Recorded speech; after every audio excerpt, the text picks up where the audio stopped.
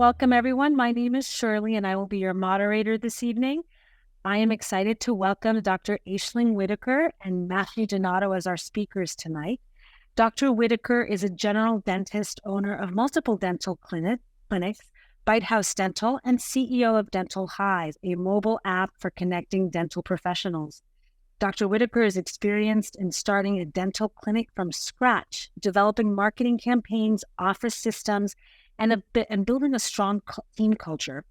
Matthew Donato is a national consulting team leader at Cirrus Consulting Group, North America's preeminent commercial real estate and office lease negotiation firm for dentists. If you have a question tonight, we invite you to please type it into the Q&A box at the bottom of your screen, and we will answer them live at the end of the presentation. Dr. Whitaker and Matthew, welcome, and thank you for being with us tonight. I will pass it over to you now. Thank you so much. Excellent. Once again, welcome everyone to this evening's webinar. Dr. Whitaker, thank you very much for joining me this evening as well. And just as well, we'd like to just invite everybody just in the chat or the Q&A there to just give us a shout out of where you're joining this evening's webinar from. Love to see how far these webinars reach. Typically we are coast to coast. So wherever you are, just feel free to enter that into the chat. But Dr. Whitaker, I'll pass it over to you. Thanks so much, Matthew. Thank you to Henry Schein and to Cirrus for inviting to speak to you this evening. And thank you all for joining. I hope this is a presentation that gives you some inspiration for starting your clinic. I'm really happy to talk through the highs and lows that I've been through with opening 2 clinics here in Toronto. I'm going to start with telling you a little bit about myself. So I'm Irish, you may have guessed from my voice. I grew up in Ireland and I grew up in a dental family. So my dad was the owner of a couple of dental clinics in Dublin. I was a child of a dentist and a dental assistant. My parents met in dental school in the 70s. My whole life was surrounded by dentistry, going to all the Irish dental conferences and being both his dental assistant and receptionist at different times in my life. But I actually didn't start off in dentistry. I went to university for psychology. I have a PhD in research and neuropsychology. So I have a lot of experience with numbers and coding and programming. I met a wonderful Canadian student when I was studying dentistry, and he somehow managed to marry me and lure me over here to Canada. And we moved to Toronto back in 2016. We have a little boy who keeps us very busy. And outside of dentistry, I'm a foodie, a gardener, a mom, obviously, and a bit of an entrepreneur as well. So how it all started for us, we moved to Toronto in summer 2016. We were working here as associates, and I was fresh off the boat literally to Toronto. I didn't know anything about how even banking worked here. I didn't have a credit score. I was just, chancing my arm, as we say in Ireland, going into the bank to ask them about how to start a dental clinic over here. And so I met up with 2 of the major banks in the city who both had healthcare specific departments. And they helped me with some kinds of startup guides and things like that, checklists about how to get started. And from there, I really started to build out a business plan. I took a lot of online courses, joined a lot of Facebook groups and blogs, and just did so much research over the course of about a year. Building out that business plan to include financial projections, marketing projections, all these kinds of things. And at some point along that way, I took a webinar with Cirrus, who are my co-hosts this evening, who talked me through, how to find locations and leases and things like that. And Matthew's going to be talking about some specifics of my lease a little bit later on. What I learned from building out that business plan and meeting the bank was that banks in Canada were very generous in terms of how much money that they would give. Coming from Ireland, where we've been through so many recessions, lending wasn't something that was very normal to me. So they basically said from the start, yeah, like we're happy to support you and help you get started. So we started, I would say, earlier than we were expecting in our career to develop out, building out our clinics. So therein started trying to find locations. I really wanted a brand new location. I didn't want to buy, and I'll talk a little bit about that in a moment. So we would spend a lot of time in the different neighborhoods around Toronto to get a feel of the type of place that we wanted to work. We knew that we wanted to both work and ultimately live, buy a house and raise our child in the neighborhood that we were working in. I didn't want to commute too far. So, we spent a lot of weekends and they had a lot of coffee shops and eating a lot of delicious food, kind of getting a feel for the neighborhood and talking to neighbors and local businesses. Once we secured a location, or sort of in the meantime, sort of alongside all of this, we were getting quotes. So getting quotes for construction, getting to learn what the price per square meter would be to build out, getting quotes for equipment and talking to the different dental equipment specialists, but also starting to build that startup team. So obviously, I wouldn't be here tonight with Cirrus if they weren't part of it. Of course, they were a major part. But also my architect, my contractor, choosing which bank to go with based on rates and things like that. So really building out that, startup team that are a huge part of your whole process. So then the move on isn't so smooth. Here we go. Okay, so in 2018, we opened our first clinic. And I know, the attendees tonight, you're from the US and you get to have these beautiful large clinics. Well, here in Toronto, square footage is really expensive. So we opened our first clinic and it is a 4-operatory clinic. We opened in 2018. And most of the time I'm working 2 ops myself with 2 hygiene, or sometimes I'll have an associate running one of the chairs with me. We grew by 80 to 150 new patients a month. We did start our clinic with over 150 patients booked. And then in 2022, so 4 years later, we stopped taking new general dentistry patients. We're at capacity with about 5,000 patients. And therefore, at this clinic, we only took the type of patients that I want to see more of, which for me is Invisalign and like sleep dentistry type patients. So then we realized we were getting pretty quickly to capacity here. We're open 6 days a week. We're booked out 3 months ahead, that type of thing. So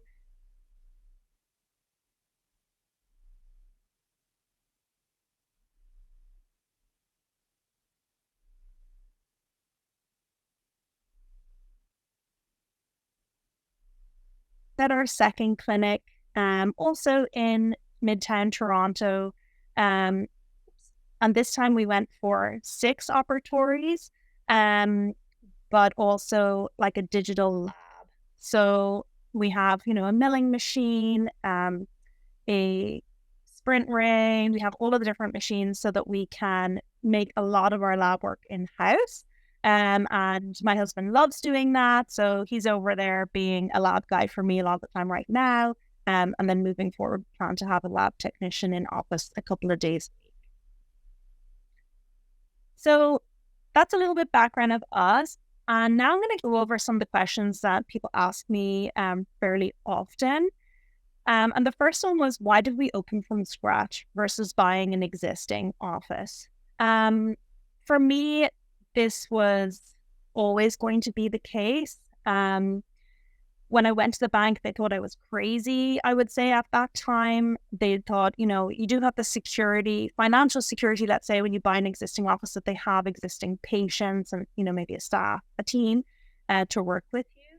But in my mind, that was always going to be a bit of a compromise in terms of the type of vision that I had for my office.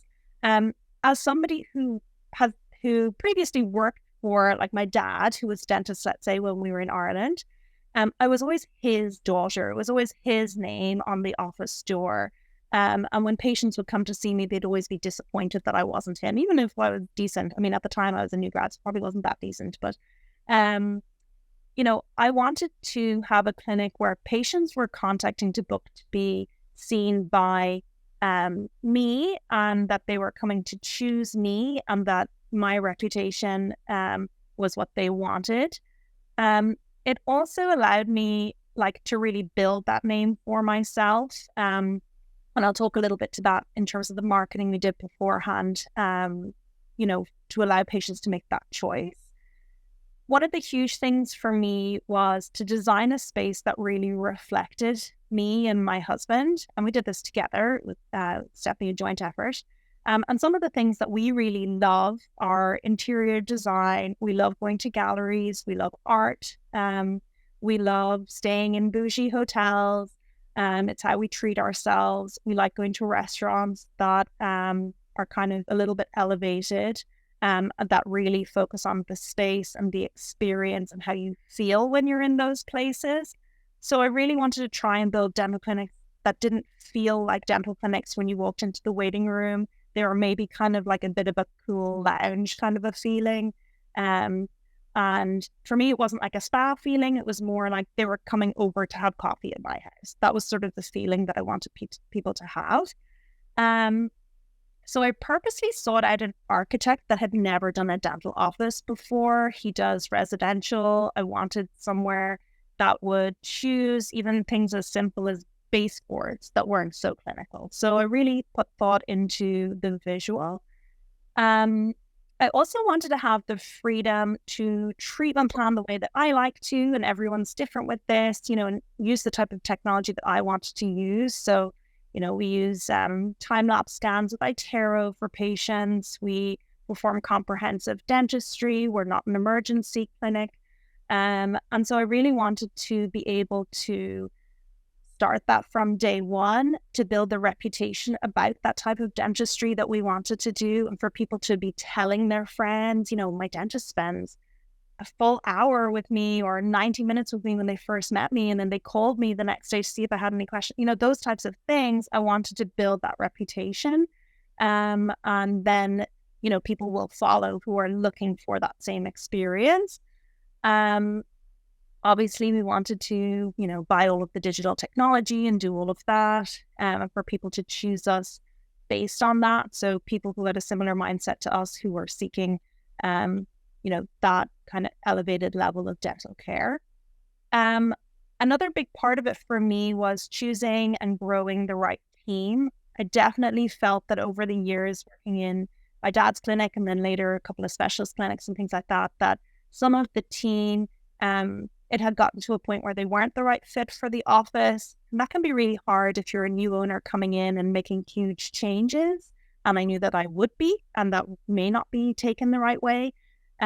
So being able to create the systems that I wanted, and then adopt and hire a team that really believed in that same vision with me, and really wanted to work in that type of clinic and doing that type of dentistry, made it really easy for me. And I do have an amazing team, and I really highlight my team. It is a huge part of my marketing. Patients come to our clinic not necessarily to see me, but to see their hygienist or whatever.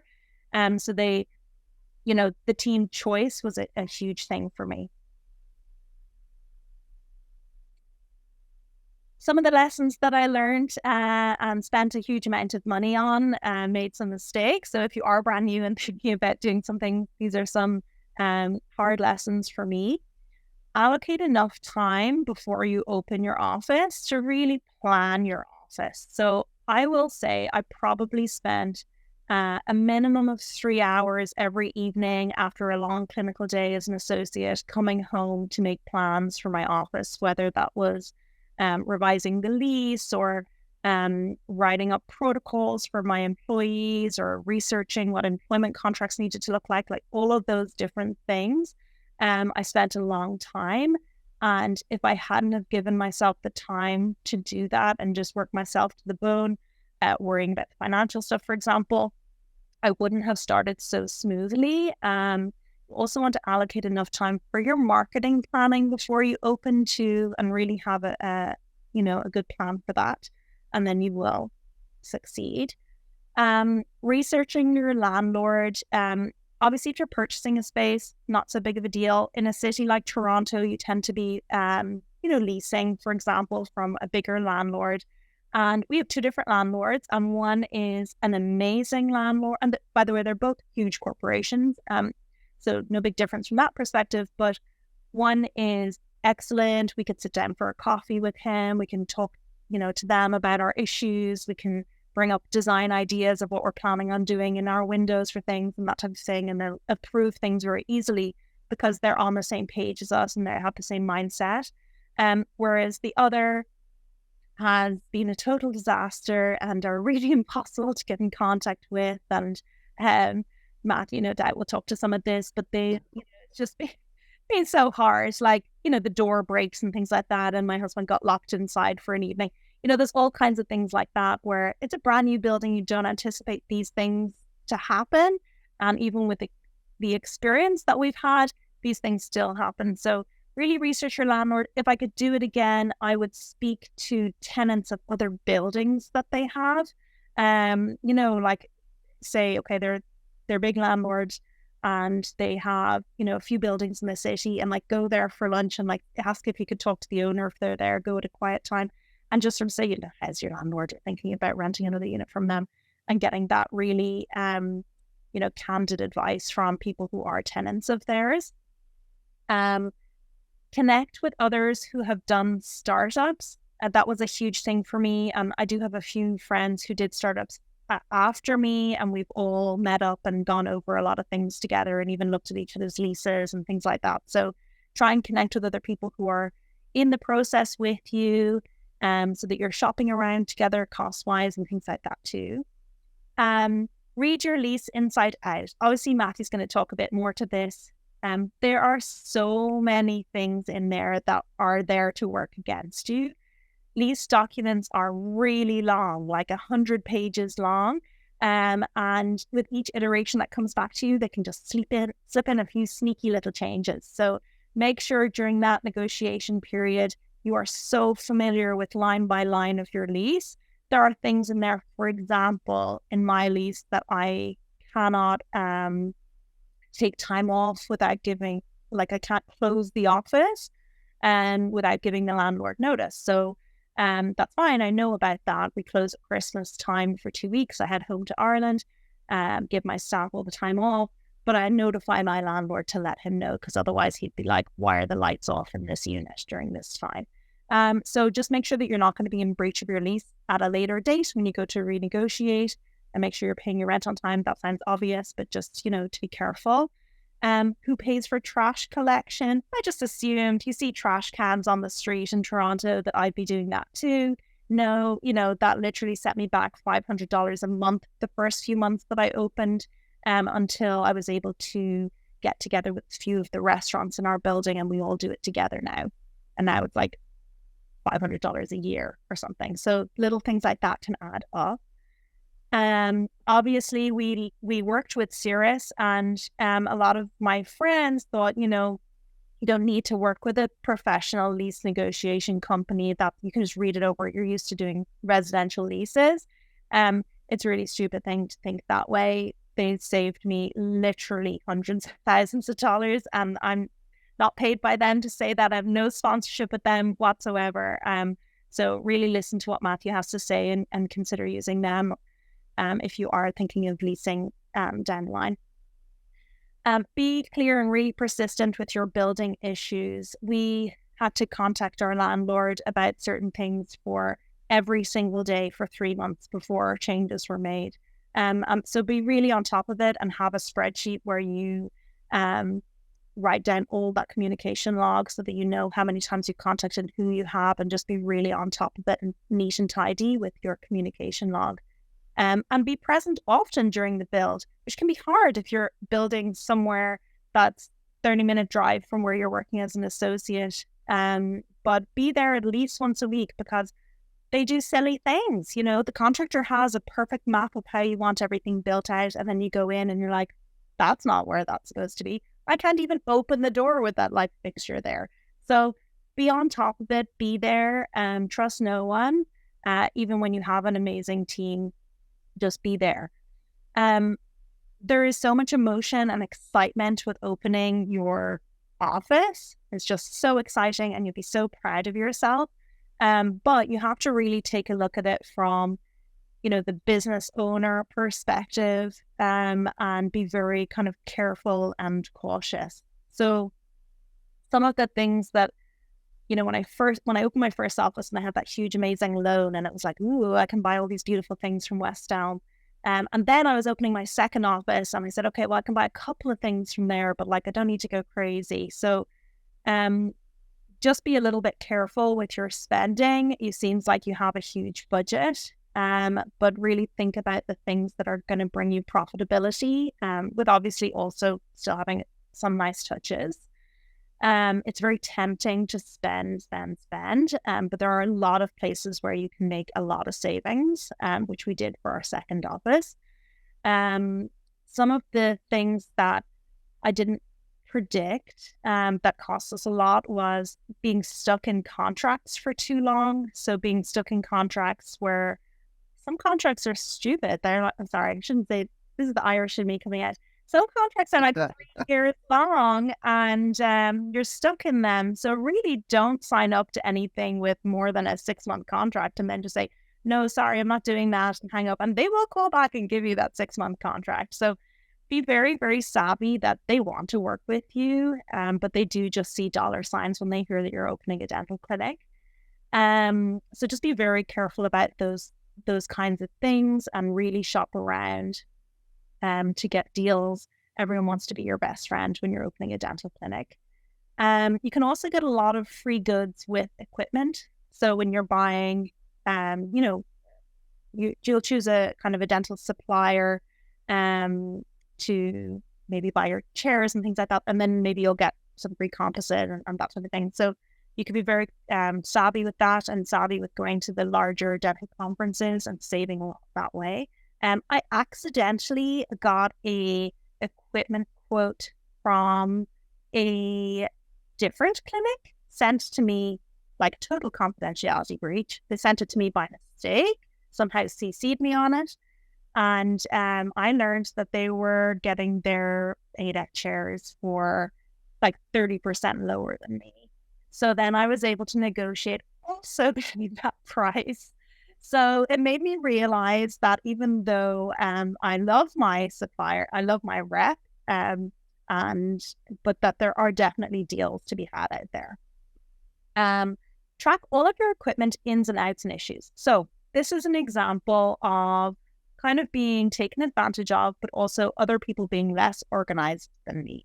So every single piece of equipment or everything that comes in and out equipment-wise, we just have an Excel spreadsheet. So, the date, say the Alara or, whatever, the autoclave, and then who picked it up and why did it go out for repair and what was that all about and what happened, and then when did it come back in again.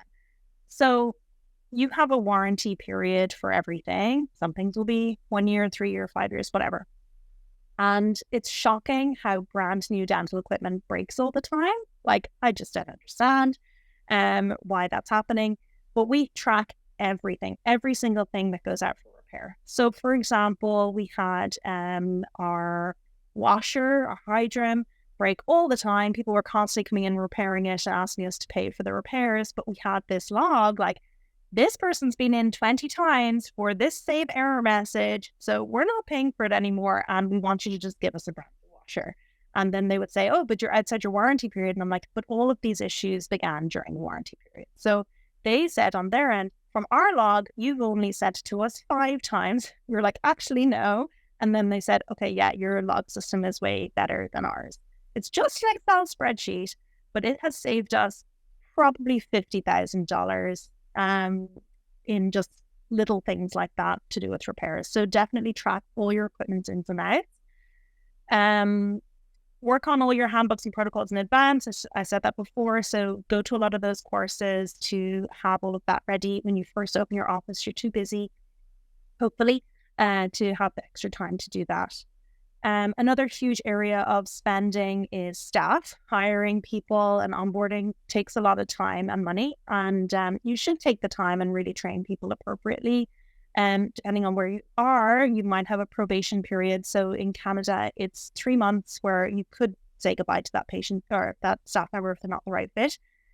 But a silly thing that often happens is you're so busy in that 3 months that you don't really take time to evaluate them appropriately. So, have a 1 month evaluation, have a 2 month evaluation, have an evaluation 2 weeks before that 3 month probation to really track their progress in that role and see if they're the right fit. Because if they're not, and you go past that probationary period, it's very hard to let people go. So be very clear about their expectations of their role and how you want them to perform. And really leverage your team. I've saved a lot of money by being able to delegate properly and have my team doing things for me. So unless it's something that I have to do, if it's something I can train someone else to do, then I will absolutely take the time to do that. It pays back in dividends. And I truly believe in being a very fair and supportive employer. I do provide benefits. I do spend more money on my team, I would say, than majority of dentists that I know, both in terms of training them and upgrading their skills and going to conferences and things. And then at the same time, our offices have been outstandingly performing financially and productivity-wise, and also with a low staff turnover. And that for me is worth more than dollars. It's the peace of mind of working with a team that I love working with. So I really believe in investing in your team as a huge part of planning your clinic.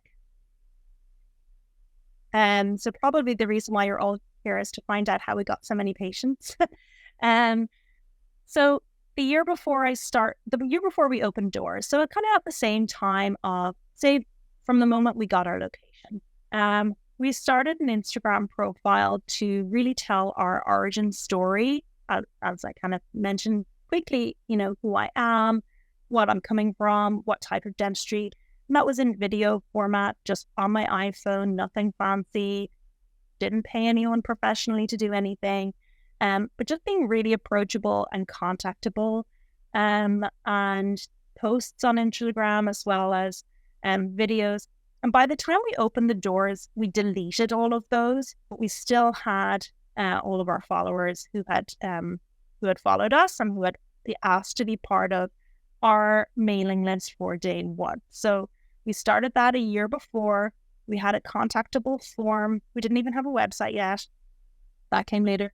But we had a form where people could email their interest in becoming a patient. So we started that very early on so that we had a mailing list so that we could announce closer and closer to the time and build up that excitement. I was always at any local event that I could find. By the way, I don't care about having a large Instagram following. I wanted a following of only people who lived in my neighborhood or worked in my neighborhood. I don't care about other dentists following me. I mean, if you do, hello, that's great. But it doesn't bring new patients into my chair. So I was very clear that I was not trying to appeal to other dental professionals. I was just trying to appeal to my neighborhood, my community. I was always present at local events. We went out for dinner in this neighborhood a lot. We went to local bars. We chatted to people. We were always networking, but in a genuine way. Like, I also now live in this neighborhood. I didn't at the time, but I really do want to be part of this community. It was genuine. I was online a lot in local Facebook groups, particularly mom groups. We opened the first startup when I was 6 months pregnant. So I wanted to know moms in the area. I knew that this would be a big part of my life. We were always online on, chatting and answering questions. People would ask, oh, when do people go for their first dental visit? It was the same questions over and over again. And I would always be the first one to answer or check every night if any of the local groups people had asked questions. Later, closer to the opening of the clinic, made sure that we were on Google Maps and all those things. That's so obvious. But having a website, and a website that really explained who we were, and not just, this is a dentist, but on your website, you want to have, information about you, but also the top 3 treatments that you want patients to book with you for. So that was always there. And then building out those local business relationships. I took part in a lot of the local business owners associations, chatted to local owners, and we are very friendly with restaurant owners and coffee shop owners. And that's kind of me because I love eating out, right? So it really worked. And my husband's really big at going into the F45 in our neighborhoods. Then he knows everybody. So all of that. And that really helped to gain those new patients. What we didn't do, and this is a huge recommendation for me, is not to offer any freebies. Unless you want to be known as kind of a bargain clinic and maybe you live near, like you're beside a university and you want a lot of students. But we didn't want patients coming to us for free whitening or a free electric toothbrush. Really, really wanted to be known for our reputation and having high standards, and not for deals. So this was really important to me to never offer any freebies, because I found freebie hunters were kind of not really looking for the type of dentist clinic that we are. And that's it from me. Thank you so much for listening. Happy to answer your questions. And my email is Aisling, complicated name, I get it, AISLING @dentalhive.ca. If anybody wants to ask me any questions or anything like that, you go ahead and email me after as well. Over to you, Matt. Excellent. Thank you, Dr. Whitaker. Much appreciated. And yeah, so to go through sort of Cirrus, how we worked with Dr. Whitaker as well, I want to start everybody off with sort of three major numbers. And those major numbers are 85, 54, and 80. And the reason that I bring up those numbers is they're very important in terms of looking at starting a practice, looking at continuing to practice. And, starting with 85, which means 85% of dentists actually have a lease agreement that they've signed and gotten themselves into that will prevent them from ever selling their practice at all. The next is 54, and that's 54% of dentists across all of North America are in a lease agreement that actually is causing them to overpay in rent, right? Obviously, a major component that everybody thinks of is how much is my rent? What is it going to be over the next 5, 10, 15, 20 years, right? And of course, we need to make sure that we're within that range, we're within that market, right? Now, as Dr. Whitaker said, there's a lot of people out there that as soon as they hear that you're a dentist, number one, and number two, that you're just starting out, they want to sink their teeth into you. They want to get as much as they can. And unfortunately, landlords aren't any different, right? They see, okay, you're about to invest a significant amount of money into my space. Well, you're not going to be going anywhere. Most landlords know that dentists on average stay in the same location for 26 and a half years, right? So that's 26 and a half years potentially worth of recognizable revenue for a landlord. So if they can utilize some of the lack of knowledge or otherwise regarding the commercial real estate world, they're going to have you pay more, right? And in addition to that, the last number here being 80%. And that 80% is that landlords actually structure that lease agreement so that you have to pay them proceeds of sale. So imagine this, you've actually gone through your entire career stage, you've built up from scratch, built everything up, you've had a very successful career, you're ready to go off into retirement, reap the rewards of this business that you've built up, and the landlord goes, oh, that's great, Dr. Whitaker, thank you very much, but we'll be taking a percentage of that sale price. Absolutely not, right? Landlords should have no bearing over the practice sale, and especially not any bearing over any proceeds of sale, right? So just keep these numbers in your mind because they are very, very common. Now, next is the purpose of today's webinar. And, as Dr. Whitaker went through her piece, which is to get everybody to understand and see it from Dr. Whitaker's perspective, which is always very helpful.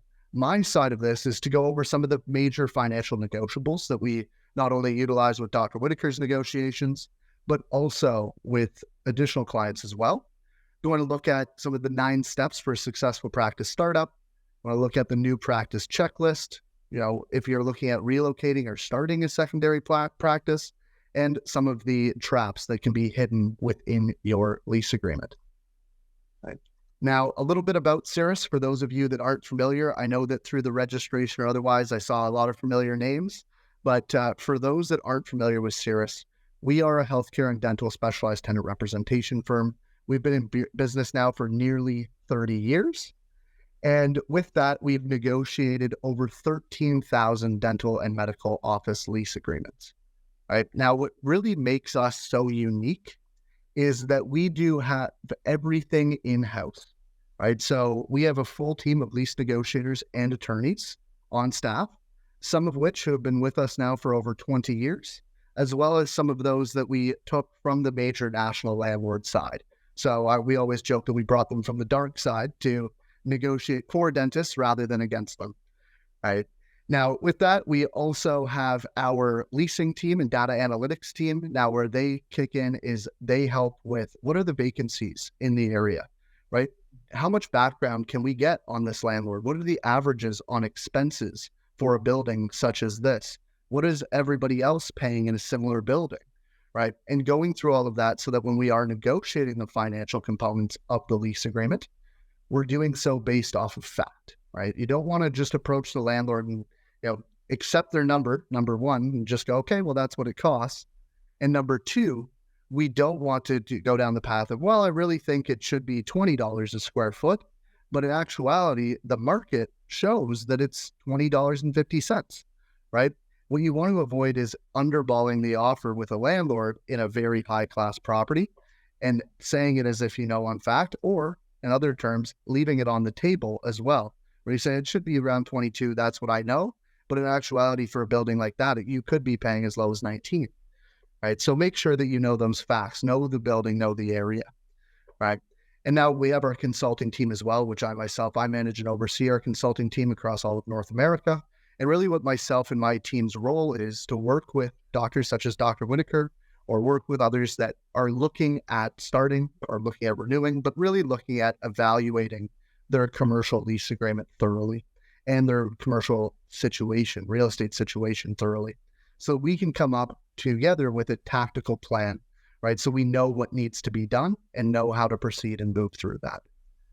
Now, in addition to negotiating, we represent about 500 doctors every year, but we also deliver hundreds of CE credits, and we lecture at some of the most major national dental conventions, such as the Greater New York, Pacific, Yankee, the CDA, right? But really, we work with dentists nationwide, right? And now just one of those points, just about, we're talking about some of the commercial real estate data. This is some proprietary software that we pay for, but we're able to track over 95 billion square feet, right? We're looking at 4.6 million properties. And with that, as I was saying, we get to know exactly what the market is looking like and how we can take advantage of that certain location.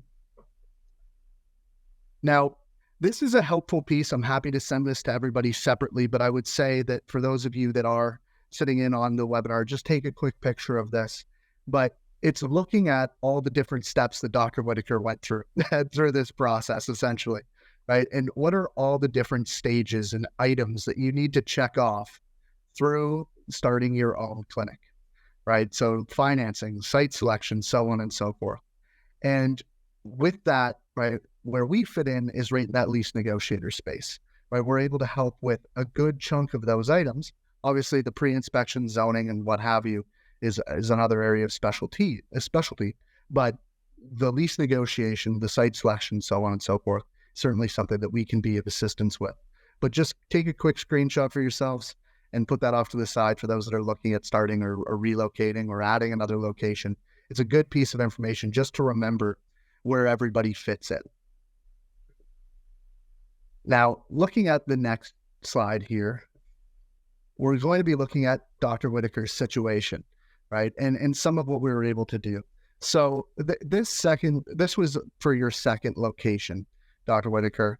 I know you went through how, we needed more space. We needed to go through the scenario.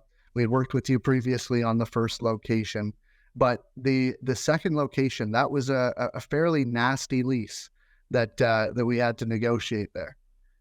And I was actually looking at some of the metrics. Did you know that it was almost exactly 3 years to the day that we started? It was actually September 15th of 2020 that we had started working together on the second location. But looking at some of the key wins, and to Dr. Whitaker's point earlier, when she had mentioned we saved her hundreds of thousands of dollars, that wasn't not being facetious, not being an exaggeration, but in fact, we were able to do so, which is something that we're very proud of saying, and we don't say it lightly. But one of the avenues that we were able to secure here was obtaining over $100,000 worth of tenant improvement allowance, right? Making sure that you had some additional money from the landlord there to help with the initial burden of building out the space. And in addition to that, we're able to get 7 months of fixturing. So this is something that for any of you in attendance that are wondering, what's a fixturing period? What does that mean? This is a time frame where the landlord is supposed to give you to build out your space without starting to charge rent. Unfortunately, many landlords make that time frame typically 120 days to do so. And for any of you that have already built out a dental practice, 120 days from the day you get the keys is not easy. And so we definitely, we want to make sure that fixturing period is there. And don't let landlords tell you that that's free rent or anything like that. It's not. Your fixturing period needs to be there exclusively to help you build out that space and not start paying rent. But in this case, we were able to do so. We got 7 months, which actually ended up being almost another $100,000 with regards to that. Right. Now, beyond just some of the initial financials, these were some of the legal terms and provisions that we were also able to negotiate so that Dr. Whitaker never had to worry about these components. But a big one is the personal liability, right? And we were able to limit that. Now, Dr. Whitaker, how many people, when you were going through building out the process, the banks, everybody wanted their pound of flesh, right? And landlords, like I said earlier, are no different, right? For those of you that have never signed a commercial lease agreement before, the landlord does typically require a personal guarantee on that lease agreement, which means that if anything happens and you cannot pay rent, the landlord has the ability to come after you for the non-payment. And in some cases, right, with the personal guarantee, that means you personally. And depending on what state you live in, but here in Toronto, and most states, there's only a few exceptions. That means the landlord also has the ability to come after your estate, the house, the car, the assets, etc. Right, so we were able to limit that, so it wasn't the big piano hanging over Dr. Whitaker's head as she went through life.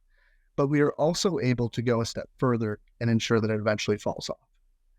With that as well, a big clause is that relocation clause. Now, what this would have meant was Dr. Whitaker went through her entire build out, got everything done, and the landlord, whenever they wanted to, could tell Dr. Whitaker that she had to leave, and they were going to move her somewhere else within the building. Right now, imagine having to do that all over again, Dr. Whitaker. Right, it's a big piece that not only does that affect you as you're practicing and starting your practice, it also can hinder your sale down the road. Right, so many of the valuators for practices and practice brokers have now started to attribute a significant amount of devaluation on a practice depending on the relocation clause. I had a doctor that I was working with 3 months ago now, and the valuator, based off the way that relocation clause was written, deducted $450 per square foot off of the value of their practice. So their valuation went down by nearly $425,000. Right. So that relocation clause, not only do you want to have the peace of mind that you don't have to worry about moving, it's also make sure that there's no issues down the road. And with sale. Demolition, very similar. The landlord gives you a notice saying, okay, we're going to knock down the building. And, once again, valuation of practice, demolition clauses can completely sewer the ability to sell. Because when you were starting out, Dr. Whitaker, what was the term that was needed? Well, maybe this would be more prevalent to the first lease that you had, but how much time did the bank want to see for you in terms of term for the loan? So our first one, I think both are 10 years plus 5, from what I remember. And then the bank loan is over the 10 years. Right. And actually our bank loan over the second one is 12 years. I'm not sure why. Maybe those. So it was actually as of 2021, they increased it. And it was one bank in Canada started to increase their term requirement. And all the other banks went, okay, we're going to adopt the 12-year model as well. And so for that, right, with the demolition clause, if Dr. Whitaker has to show the bank that she has 12 years worth of term, but at any point over those 12 years, the landlord can terminate the entire deal. It's going to be very difficult, if not impossible, to get the financing for the said acquisition or otherwise, right? Options to renew, we'll go through a bit further, but a big one here was obtaining an exclusivity, right? And making sure that when you were building out, you're going to be the only dentist there, right? Nobody is going to come step on your toes. And, as we discussed earlier with the 85, 50, 80, the portion here that the landlord was not able to take any proceeds of sale. And that was right within the assignment and subletting provision of your original lease that was provided to you. And furthermore, they were also able to terminate that lease if Dr. Whitaker just asked to sell the practice. They just go, okay, sorry, but it's not going to happen, right? But a big other things is going back to Dr. Whitaker's point of planning. Know what you want this practice to be. Know services. You don't have to provide them right away, but know where you want to go with your practice. Because a big component there is you see expand use to include all forms of dentistry. Many dentists don't know that in your lease agreement, it can actually stop you from providing anything outside that landlord definition. I've had scenarios where there were doctors that were general dentists, but providing orthodontics as well. But in that lease, it stated dental practice. And the landlord's definition of dental practice is crown and bridge, right? Hygiene, not orthodontics. And because of that, another orthodontist came into that same building and negotiated an exclusivity over ortho and ortho-related services. And that doctor got a cease and desist order the day that orthodontic practice opened, right? So making sure that you can plan now, you don't have to do it from the onset. But like we were able to do for Dr. Whitaker, we're able to include all forms of dentistry, not just general, not just one, right? Able to get everything in there so nobody else can step on your toes and preclude you from providing any of the services that you want to, right? Now, so those were some of the major components there. And for those, once again, just a quick screenshot for everybody is that when you're looking at the startup guide, right, a lot of these points overlap from what Dr. Whitaker was talking to you about earlier as well.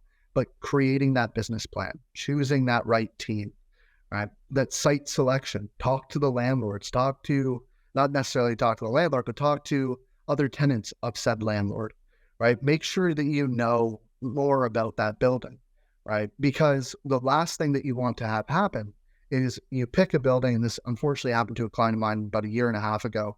Pick the building, landlord was a little scared of giving a long-term lease. He just signed the lease and went, okay, well, we'll do a 5-year with 1 5-year option. And within the first year that he was practicing in that space, the building got redeveloped. He got a demolition notice right on his door. And when I talked to him, he had then told me that after speaking to some of his colleagues or otherwise that were familiar with the area, they all knew that building was set for redevelopment for the last 5 years. But he didn't do his due diligence. He didn't do his research. And unfortunately, I got the phone call after he had already been kicked out, right? So make sure you know those things. Review and negotiate the LOI, begin your preliminary office designs. But I would urge everybody just to take a quick screenshot of this for yourselves as well. Then looking at some of the financial negotiables of your lease agreement, right? It's not always just base rent. Base rent is very important. Don't get me wrong. Nobody's sitting here telling you that it's not, but it is a major item. But there's also other things, such as your annual increase. Many landlords these days are looking at basing annual increases off of CPI, or the Consumer Price Index. Now, for those of you that don't know, from last year to this year, CPI increased by 8.25% from 2022 to 2023. Imagine your rent having to go up by 8.25% year on year, right? It's not a fathomable number. That just keeps compounding. So making sure you can keep those annual increases in check, those common area maintenance fees, trash bins and where they're going, those are in some cases negotiable, or what you want to avoid. Speaking to a doctor not too long ago, where the landlord is passing down capital improvements and saying that they are common area maintenance. It's not. They're supposed to be separate. So make sure you're aware of all of those. The fixturing periods that we talked about, free rent, getting that tenant improvement allowance that we were able to get for Dr. Whitaker, and also landlord work. What's the landlord willing to do? Some small details that they're willing to help you on, but less of a headache for yourself. And just at this point as well, right, just looking at the financial impact of your lease. The most common thing that I've heard, and I'm sure you've heard it as well, Dr. Whitaker, when you're telling other people and walking them through the process of starting their first practice and negotiating, they go, well, I don't have any leverage. I'm just a dentist. What does the landlord care, right? I don't have leverage to negotiate. But this is just a quick screenshot here of if you're paying $5,000 a month, right? You're looking at $60,000 a year. This is the breakdown. Every landlord in the world would love to have a tenant that is going to show them this recognizable revenue, right? You have a ton of leverage. You're the best tenant on the planet. Put yourself in the landlord's shoes, do the math that we just did, right? But when you go through that, plan, prepare, and prioritize, right? The worst thing you do is just run into it blind and hope that everything falls in the right place, because these landlords, keeping in mind, they do this for a living. They know what you need, and they know how to take advantage of that. So make sure that you have that tactical plan when you're walking through the process. Now, I know that some of you that were in attendance this evening as well are looking at potentially acquiring a space as well and then building out a practice. So this is just to give you a quick overview, right? Obviously, when you're looking at buying, it requires a much larger financial and upfront investment. Now, if you're doing this in terms of commercial real estate, you're buying your own building and then you're going to build out, obviously that requires additional investment now because you've bought the property, bought the building, and now you have to build out the space as well, inside out, right? You do have the ability to become a landlord. You do have the ability to earn rental income upon retirement, but you also have greater flexibility on how to use the space, freedom to control the property, but it's really up to you. Does it make sense to own your own real estate or not, right? Not everybody likes to do that. And candidly, a lot of us are in markets where it's not possible to fork over that large upfront investment and still acquire all the equipment and go through that entire process and build out your own space. Leasing, on the other hand, requires a smaller upfront investment when you take out the acquisition of property. You have greater working capital towards the build out of your practice, but also the flexibility to relocate or expand if need be, right? If you own your own unit, for example, if you exceed the amount of space you have, it's not as easy to just pick up and move if you're the owner. And now, one of the components that I wanted to go over as well is how to structure this new lease that you're looking at. And I'm just going to put up a few provisions here. Don't worry, I'm not going to go through every single one of them line by line whatsoever, but these are just important provisions to keep in mind, right? Is there any pandemic language? Alterations? Are you able to make changes to the space? Is there any termination language on the landlord side? Those demolition and relocation clauses that we already talked about, right? Assignment, meaning how can you sell your practice in the future? Personal guarantees, etc. Right? Now, this is a big one because, as Dr. Whitaker was saying, the most recent loan, 12 years, right? We need to have that term. So your option to renew is going to structure, once you've gotten to the end of your initial term on the lease, what has to happen when I want to stay? And with that, this is one option to renew. These are the number of issues that are within it. Provided that Dr. Joe Black shall remain the tenant, right? That means that this option to renew is personal. So if I'm buying Dr. Whitaker's practice and I still need 12 years, I can't take over this lease because I don't have access to the options to renew in that space, right? So that's a big one. The other one is that any such renewal shall be on the landlord's then current standard form lease. So you've gone through the whole negotiation, you have a great lease agreement, you don't have any relocation, you don't have any demolition, but the moment that you exercise that option to renew, the landlord is able to provide you with a brand new document with all of those things in it. That's completely changed everything about your ability to stay and how long you're able to stay, right? Now, next, it states that you're also going to be a minimum rent to be determined by landlord, and it is in no event to be less than the rent paid in the last year of the original term. So what that means is you're paying $7,000 a month. The market actually went down to $6,000. Well, that's too bad. You have to stay at 7 because that's what's written into the lease. Now, what this puts you on, as I always joke, is the world's most boring roller coaster, right? You're either always staying flat or you're only going up. There's no in between, right? You need to have the ability to move and fluctuate with the market when these components occur, right? If you see the market go down, you can't really do anything about it, right? You're still stuck. And that happened for a doctor of ours that we worked with back right after the recession in 2008. And his rent was $15 per square foot more than what everybody else was coming into the market as, because of language like this. So make sure you're able to be flexible. And, looking here, it's based on the market rent showing for tenants in the building.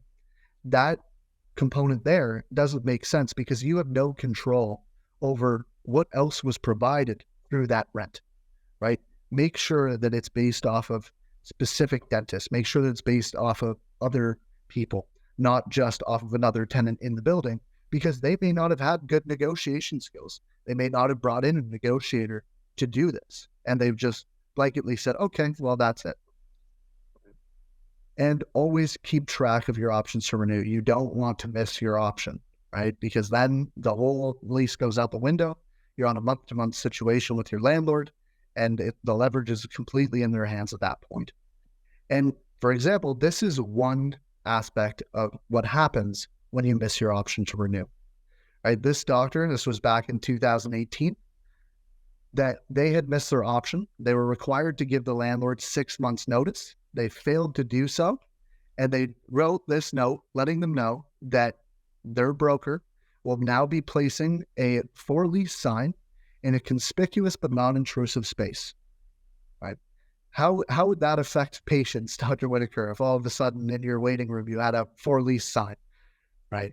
So keep track of your dates, know when they're happening, make sure you know your options to renew, right?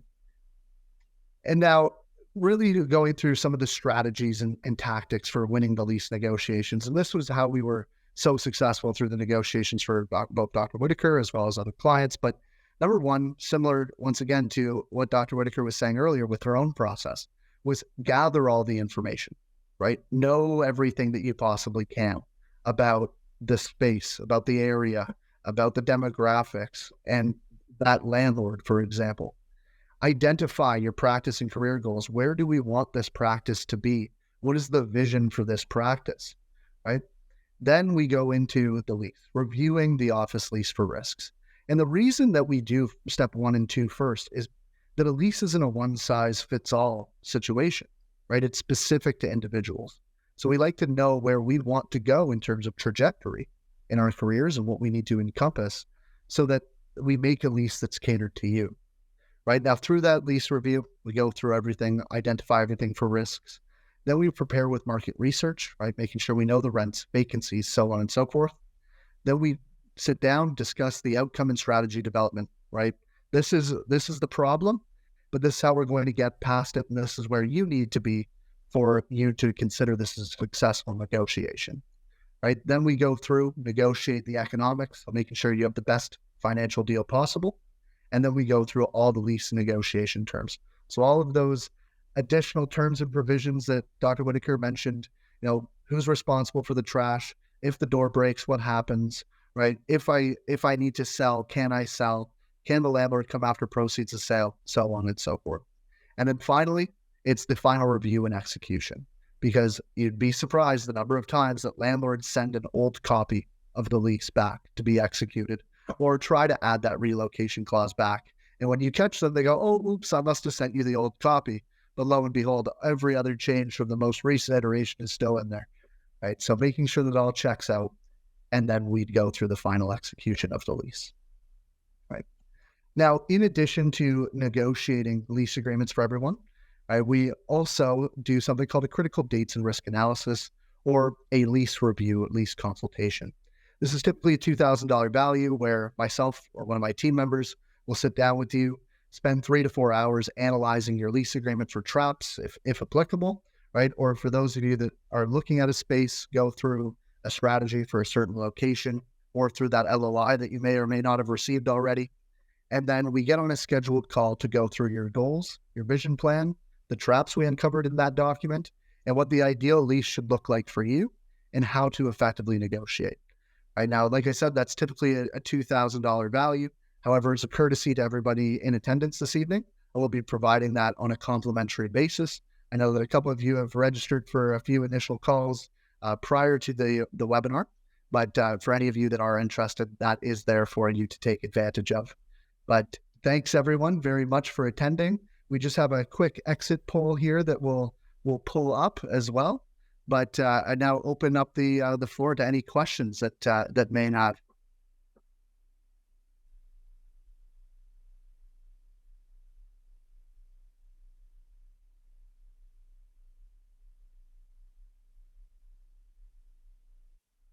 You're on mute. You're on mute. There we go. I said a whole bunch of stuff. Thank you guys very much. And what I was saying was thank you, Matthew, so much, and Dr. Whitaker for a wonderful presentation that was full of really important information for setting up and executing a successful firm and a successful practice.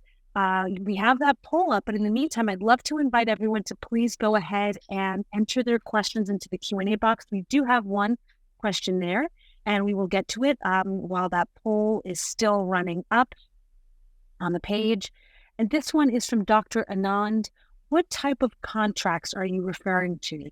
The 6M ones, the $6 million ones, I guess that's what, 6M ones? So a few, for example, so when we opened our first office, we were lured into, say, some of these service companies who, they come in and they do things, you see them in hotels and stuff. So they do things like hand sanitizer, soap, mats at the doorway, all these kind of like basic sundry items, and they have minimum contracts. And one of them, their contract was 3 years.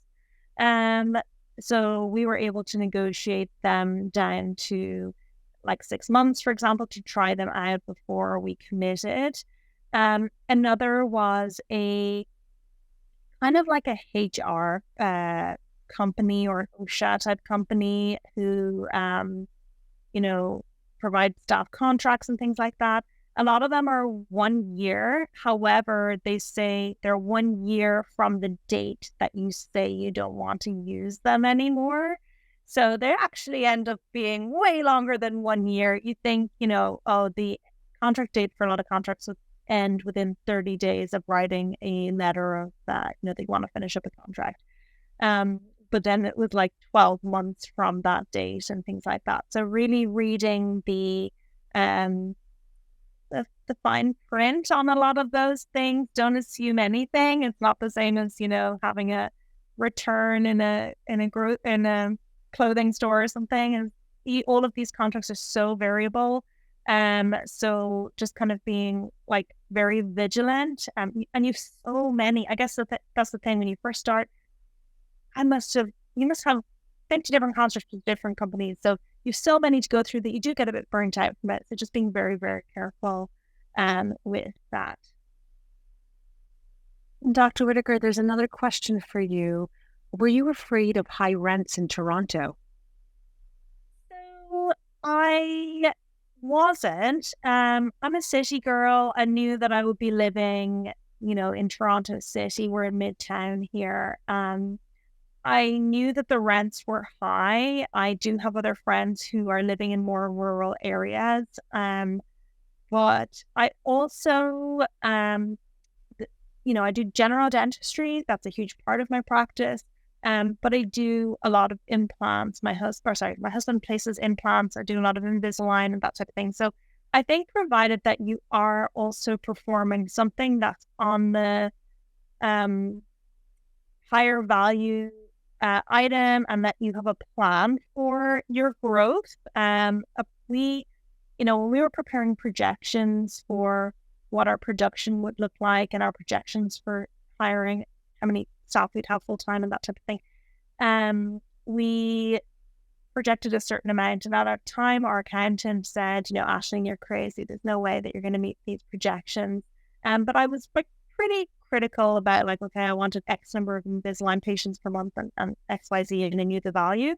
And then we 3X'd what we said we would achieve, because we didn't really expect that our reputation would grow as quickly in the first one.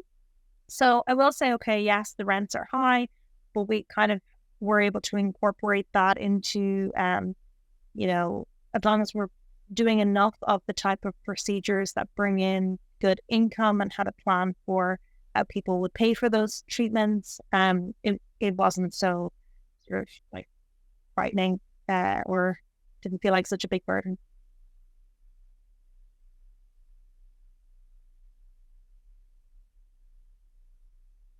I know there were a couple of hands that were raised during the presentation. I invite those who raised their hands to please come in and enter their questions into the Q&A box, and anyone else who has any questions. In the meantime, though, sorry, go ahead. A question that I've gotten a few times with doing this lecture is when transitioning from being an associate to being an owner and what that looked like in terms of work days. It's a question that I get asked very frequently is, do you quit your associate job and work full time in your new job, or how long did that take?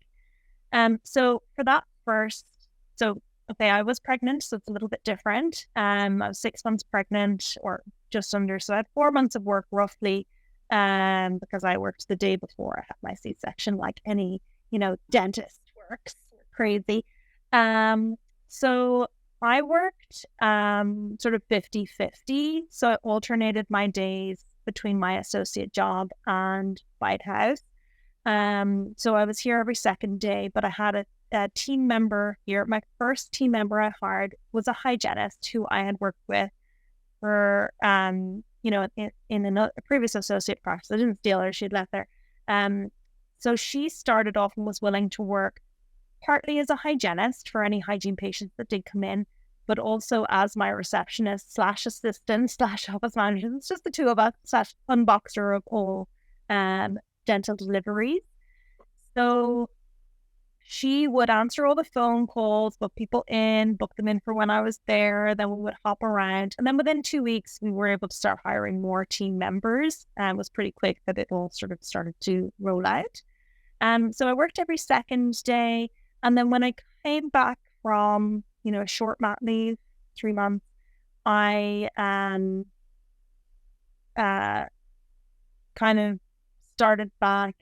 And I didn't really work back at my associate job that much after that point. I think I went in 1 day a month just to complete Invisalign cases. So the transition for me was pretty quick, like probably over a 9-month period to no longer working in my associate job after that.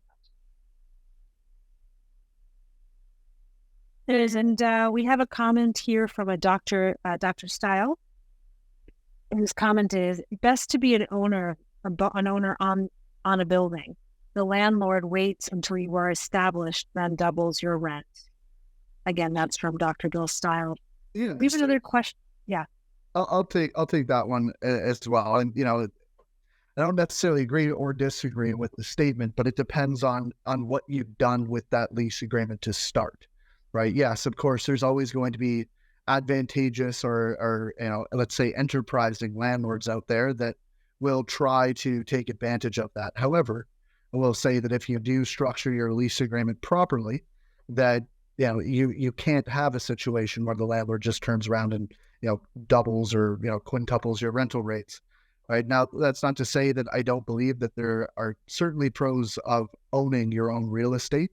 I've worked with a multitude of clients over the years that the people involved in the ownership of real estate, I've done a lot with them, but it's also very important for yourself to set everything up properly, right? Make sure that you have your entities separated.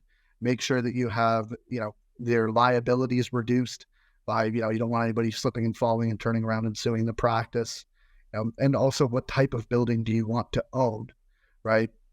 The ownership of that building, right? You don't necessarily, are you a doctor that wants to have tenants in your own building? I've had a doctor that had to unfortunately deal with one of his tenants walking into his waiting room with a plunger in his hand going, yeah, the toilet's clogged, right? That's one of those side effects. Not to say it happens in every case, but always something that I like to remark on. But the the component of that, you need to be smart about it, right? Not everybody does have the opportunity to own real estate in certain markets. It can be far too expensive, right? I've worked with doctors where they're looking at buying real estate that's $3.5 million. Well, okay, what is that ROI going to be on the next 10, 15 years of your career? Because by the time you are ready to retire, you'd ideally want to have that building paid off at that time as well, right? For me, and it wasn't a financially viable option to buy in terms of getting the mortgage as a newcomer and as a fairly recent grad at that point. At the time, I thought, yes, that would definitely be, but it wasn't a financial option for me. And then I became a bit savvy with the numbers that Matt's talking about. But then also that in Toronto, a lot of the commercial real estate in these newer buildings isn't available for purchase for whatever reason. There's not very many of those, so kind of scarcity is an issue. You could purchase an older building like the ones across my street, but then they're not zoned for medical, or there's issues with the piping and you'd have to go down and change all the pipes, or you couldn't pipe nitrous out the window or whatever. So kind of think it really depends on where you are, and that might change. Just it may make more sense to buy or to rent, and it can be really variable. That's great. Thank you both. This is from an anonymous attendee. How did you determine your clinic hours, since a lot of patients are looking for evenings and weekends? So we're open 2 evenings, and almost every weekend I alternate with an associate, or sometimes I work one Saturday month. I knew we would have to be open. So I looked at all of the hours in the available dental clinics in my neighborhood and opened different evenings from them. I never want to work a Sunday in my life. That's never going to happen. And I didn't want to work a Friday night because that's when we tend to have our date night. So it kind of worked around what I wanted to work in my life. I don't mind working evenings. I don't really mind working Saturday morning. I pre-plan my vacation time pretty much a year ahead. I'll block off all the weekends I don't want to open. I never open holiday weekends. I don't think my team ever want to work those, and patients always called in sick. So I block those off. I block off vacation time I want, and that's more important to me than working a full of evenings. I will say that there are some patients who only want those hours because maybe they work downtown and they can get back to that. The pandemic changed everything. Now a lot of my patients want to come in during the day. So it's like they all wanted evenings and weekends. Then we built a reputation. Now they'll come for those 11 a.m.s and 3 p.m. So it just took a bit of time to build up that, value, I guess, that the patients want to come to us no matter what time we have available versus fitting into their schedule. So it's kind of an interesting tipping point at one point. Very interesting. This is a comment. This is not a question, but I noticed Matt reminds me of Jonah Hill, 2023, and the Henry Schein consultant, I guess that's me, reminds me of Sarah Silverman. Just wanted to point that out. LOL. Very funny. I think that's right. I could see that. Oh no. Okay, this next question is for you, doctor, so you are not left out. Coming from Dr. Alicia Anand. How did you come over the fact that Toronto is saturating? I'm assuming so. From the States, so I'm from the States, so not sure what it's like. But I'm asking because I'm in a saturated area, and I worry about being a success in practice when there's a new office opening every other block. Yeah, so I agree with that. So when I first moved to Toronto, didn't know a huge amount about Toronto other than I've been here every summer throughout dental school when I was dating my husband, who's also called Anand. And there's a dental clinic on every block. So when we were choosing a location, we did get reports from our dental provincial body, the ODA, and you can see how many dentists are in you put in a postal code, you could see how many dentists were in an area and how many new patients or how many patients they have on file, and a few other statistics. So then we looked at that, and then we would also go into a neighborhood and on Google and walking around, and we would look at sort of the visual of those dental clinics, because we wanted to set ourselves apart with these kind of contemporary dental clinics. So we didn't want to go into a neighborhood that had one already, because they're already setting themselves apart from maybe some of the older clinics, or some of the clinics that didn't really have a brand, let's say, because we knew we wanted to be a branded clinic. So we would do that type of research where you're like, okay, we're in this up and coming neighborhood. There's a lot of families moving into the area. There's a lot of people who at the time, like us, were in their 30s and starting new families. They're going to be looking for kind of a contemporary clinic. There isn't one in the area yet. And when I say area, I mean within a 4-block walking distance, because people are so specific about location. They wanted to be their whole life to be within 4 or 5 blocks. So if there wasn't one, then you're kind of onto a winner. So in our area at the time, there was, older dental clinics. There is a good dental clinic within 5 blocks. I've never got a new patient from him, and he has never got one from me. We're very friendly with each other now because of that. We're not competition. But, there was enough patients because they would move from those kind of older clinics. And then you would also see from the older clinics, by the way, that either maybe they weren't taking new patients. Like you can call around and be like, I'm just wondering if you're taking new patients. Everyone knows. So they're there, but they're not taking new patients. Or maybe the doctor only works 2 days a week, so you're already offering something more because maybe they're phasing out. Fascinating. We have time for one more question, and lots of really interesting questions that will get forwarded over to Matt Donato and Dr. Whitaker. One last question here is, so many dentists are no longer collecting the co-payments to woo more patients these days. Did your patients ever compare you with them, or were they reluctant to become your patients? So they would call and ask, and we would say, yes, we absolutely take co-payments because it's insurance fraud. And we also get shopped around for Invisalign. We're not the cheapest. Proudly, I do a lot of continuing education in Invisalign. I'm part of a lot of study groups. I hold my value. They shop around and they usually come back. Well, that's wonderful news. Well, that is all the time we have. I want to thank you again, Dr. Whitaker and Matt Donato, for a truly amazing presentation this evening. And thank you all for joining. Yeah, thank you all for joining us tonight to learn about these different ways of succeeding in your practice. We did record tonight's webinar, and we'll email the recording out sometime in the next week. And we'd love to get your feedback via our survey that will pop up shortly on the screen. Thank you again for joining us, and we look forward to seeing you guys on future webinars. Have a great night, guys. That was really great. Thank you.